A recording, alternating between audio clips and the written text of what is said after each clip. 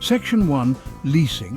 What is it anyway? Leasing. It sounds simple enough, but let's dig a little deeper. What does it really mean to lease something? And why do so many people and businesses choose this option over buying outright? You basically borrow something for a set period and pay for using it. It's like a long-term rental agreement. You get the benefits of using the item without the full financial commitment of purchasing it. Think of it like renting a house, but for stuff like cars, equipment, even buildings. Leasing can apply to almost anything you can think of. From the car you drive to the office space your business operates in, leasing offers flexibility and access to high-value items. Businesses do it all the time. They lease office spaces, machinery, and even technology to keep their operations running smoothly without the burden of ownership. But is it a good idea for you? That's the million-dollar question. Leasing can be a smart financial move, but it can also be a trap if you're not careful. That's what we're going to dive into right now. We'll explore the pros and cons, the hidden costs, and the potential benefits of leasing versus buying. We're going to break down the ins and outs of leasing so you can make smart choices with your money. Understanding the fine print and the long-term implications is crucial. You see, folks, debt is dumb.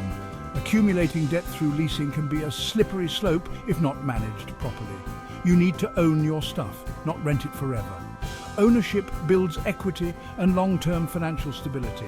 This isn't some get-rich-quick scheme. Leasing requires careful consideration and planning. This is about taking control of your finances and building a solid future. It's about making informed decisions that align with your financial goals. So buckle up, because we're about to get real about leasing and whether it's right for you. We'll look at different scenarios and help you figure out if leasing fits into your financial strategy. This ain't about getting rich quick. It's about understanding the true cost of leasing and how it impacts your financial health. It's about being responsible with your money, creating a budget, planning for the future, and making sure you're not overextending yourself. It's about having peace of mind, knowing you're in the driver's seat. So let's get started. We'll guide you through the leasing landscape, helping you make choices that are right for you and your financial well-being. Section 2. Two sides of the same coin. Operating versus financial leases. In the world of business, understanding the nuances between different types of leases can be crucial for making informed financial decisions. Let's break down these leasing beasts. It's essential to grasp the differences to ensure your business thrives and avoids unnecessary financial pitfalls. There are two main types: operating leases and financial leases. Each serves a unique purpose and comes with its own set of advantages and disadvantages. Think of them as two sides of the same coin. While they might seem similar at first glance, their implications for your business can be vastly different. Operating leases are like short-term rentals. They are designed for assets that you need temporarily or that depreciate quickly. You use the asset for a while, but you don't own it. This can be beneficial for businesses that need to stay flexible and avoid long-term commitments. The lease payments are usually lower, and you can walk away at the end of the lease term. This makes operating leases an attractive option for many businesses. This is common for things like copiers or computers. These items often become obsolete quickly, so it makes sense to lease rather than buy. You know, stuff that gets outdated fast. By leasing, you can always have the latest technology without the hassle of selling old equipment. Financial leases, on the other hand, are more like loans. They are typically used for assets that have a longer useful life and retain their value over time. They last longer, and you're on the hook for the asset's entire life. This means you have a long-term commitment and responsibility for the asset. You'll typically see this with big-ticket items like heavy machinery or vehicles. These are significant investments, and a financial lease can make them more affordable. You build equity with a financial lease, but you're also stuck with the asset if things go south. This can be a double-edged sword, offering both potential benefits and risks. Remember, folks, knowledge is power. Understanding the terms and conditions of your lease can save you from future headaches and financial strain. You've got to know the difference between these lease types to make an informed decision. This knowledge can help you choose the right lease for your business needs. Don't let some slick salesperson talk you into something you don't understand. Always do your research and consult with financial advisors to ensure you're making the best choice for your business. In summary, operating leases offer flexibility and lower payments, ideal for short-term needs and rapidly depreciating assets.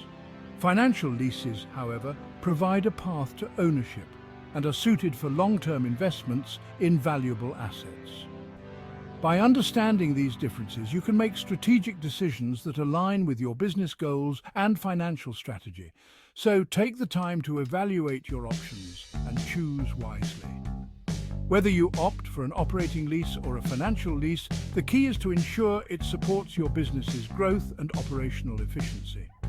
Make informed choices and set your business up for success. Section 3. Lease versus buy. Follow the money. Now let's talk dollars and cents. Leasing might seem cheaper up front, but remember, you're paying to borrow something, not own it. With buying, you're building equity. That's like putting money in the bank. Taxes come into play too. Lease payments can sometimes be deducted as business expenses, but so can loan interest if you buy. It all depends on your specific situation. Talk to a tax professional. Don't just trust some internet guru. Remember, folks, there's no magic formula. It's about analyzing your situation and making the best financial decision. Don't just follow the crowd. Think for yourself. Let's say you're Sarah, a florist. Your trusty van just bit the dust. You need a new one to deliver your beautiful bouquets. Do you lease or buy? Buying a new van costs $30,000. Leasing a similar van might be $400 a month. Seems like a no-brainer, right? Not so fast. Leasing might seem cheaper up front, but you'll be paying that $400 forever. Plus, you'll have mileage restrictions and might have to pay extra for wear and tear. With buying, you take a bigger initial hit, but you own the van outright after you pay it off. Sarah needs to crunch the numbers, consider her budget, and project her needs down the line. There's no one-size-fits-all answer. It's about what makes the most sense for Sarah and her blossoming business. Now let's be real. Leasing companies are masters of temptation. They dangle shiny new objects and whisper sweet nothings about low monthly payments. But don't be fooled by the hype. There are some valid reasons to lease. Maybe you need the latest and greatest equipment for your business. Or perhaps you have cash flow issues and need to conserve your capital. But don't let leasing become a crutch for bad spending habits. Remember, folks, debt is a trap. Don't fall for the leasing lure unless you're 100% certain it aligns with your financial goals. Be smart, be vigilant, and don't be afraid to walk away from a bad deal. So, you've heard it all. The debate between leasing and buying is a common one, and it can be quite overwhelming. Leasing can be tempting, especially with the allure of lower monthly payments and the ability to upgrade frequently. But it's not always the best option for everyone. Before you sign on the dotted line, ask yourself a few critical questions. Can I afford to buy? If so, it's almost always the better option. Buying an asset means you own it outright, and over time it can be more cost-effective. Do I need the latest and greatest? If not, buying used can save you a bundle. Used items often come at a fraction of the cost and can be just as reliable. How long will I need this asset? Short-term needs might make leasing more attractive. If you only need something for a brief period, leasing can be more convenient and less of a financial burden. Ultimately, the decision to lease or buy is a personal one. It depends on your unique circumstances, financial situation, and long-term goals. There's no right or wrong answer. Each option has its pros and cons, and what works for one person might not work for another. But by understanding the ins and outs of leasing, you can make an informed decision that aligns with your financial goals. Take the time to weigh the benefits and drawbacks carefully. Remember, folks, it's your money, your life, your choice. You have the power to make the decision that best suits your needs and preferences. Don't let anyone pressure you into a decision you're not comfortable with. Stand firm in your choices and trust your judgment. Do your research, seek advice from trusted sources, and make the choice that's right for you. Whether you decide to lease or buy, Ensure it aligns with your financial strategy and long-term objectives. Take control of your financial future with confidence and clarity.